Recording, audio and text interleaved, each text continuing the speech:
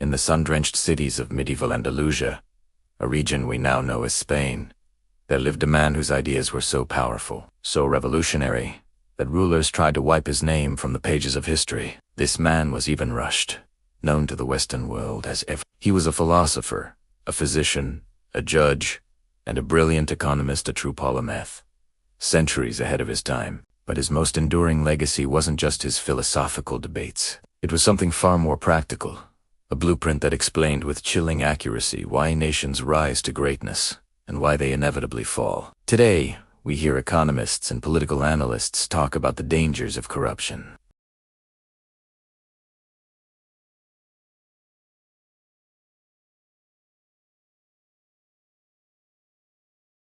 This is the story of the man whose wisdom Spain tried to burn, but whose legacy refused to be forgotten. Let's travel back to 12th century Andalusia. This wasn't the Spain you might imagine. It was a global hub of intellectual brilliance, a shining beacon of the Islamic Golden Age. The city of Cordoba was filled with vast libraries, brilliant scholars, and pioneering scientists. Knowledge was currency, and it was everywhere. But beneath this glittering surface of discovery, a current of political fear ran deep. It was in this world that Ibn Rushd was raised. He immersed himself in the study of law, medicine, astronomy, and economics. Through his vast learning, he came to understand a simple, profound truth. A society survives only as long as justice survives. It was a powerful idea, but a dangerous one. The rulers of his time weren't interested in justice for all. They were interested in absolute power for themselves, and Ibn Rushd's sharp mind was a threat to that power.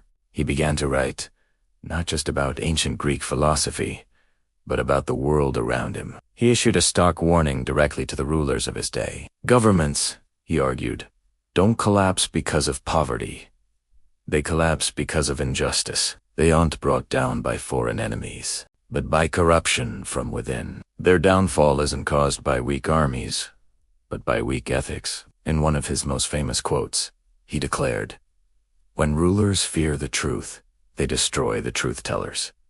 And that is the beginning of a nation's downfall." He wasn't just speaking in abstract terms.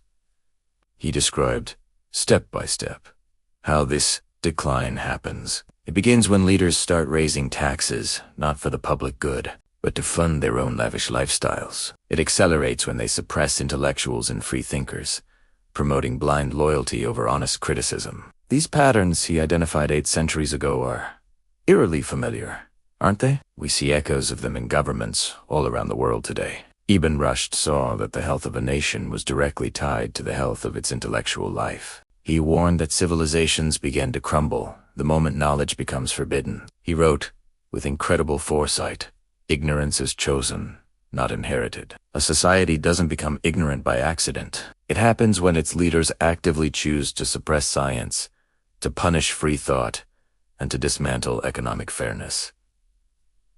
By doing so, they aren't securing their power. They are unintentionally planting the seeds of their own collapse. Centuries later, modern economists would arrive at the exact same conclusion.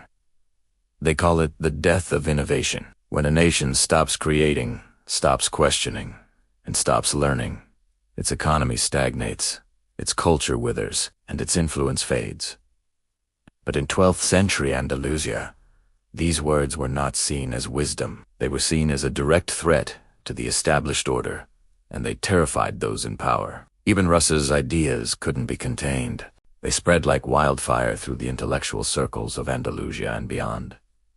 Students studied his works in secret. Merchants quoted his economic principles in the marketplaces. His reputation for reason and logic was so immense that even Christian and Jewish scholars in Europe sought out his writings, admiring his work from afar. He was building a bridge of knowledge between different worlds, and that's when everything changed. The very rulers he had tried to warn turned against him. The Sultan, under pressure from religious hardliners who felt threatened by Ibn Rushd's rationalism, accused him of dangerous thinking.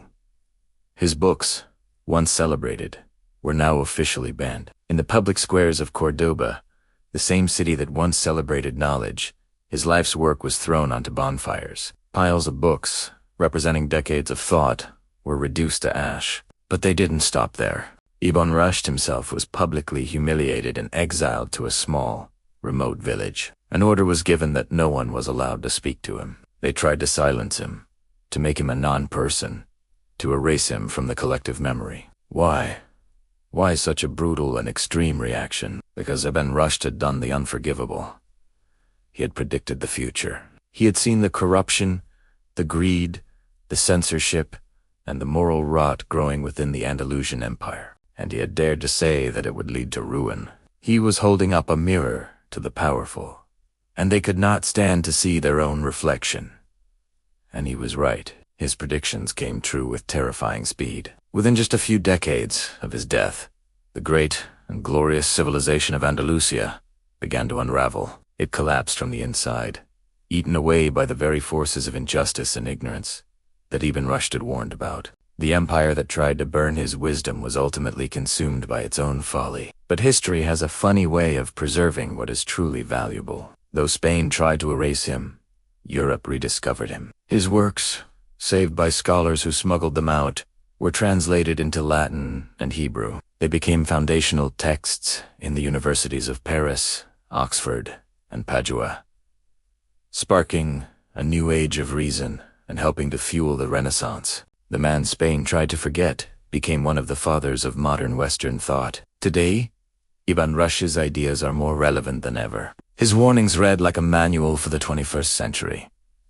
Nations fall when their leaders fear criticism. Economies collapse when laws are written to favor only the powerful. Innovation dies when knowledge and science are censored. And no empire, no matter how mighty, can survive moral decay. Andalusia ignored him and paid the ultimate price. The real mystery is not why a powerful thinker was silenced by a tyrant that has a tale as old as time. The mystery is how, standing in the 12th century, Ibn Rushd saw our modern world so clearly. This was the story of the forbidden thinker Spain tried to erase, but whose wisdom the world could not, and should not, ever forget. Thank you for watching.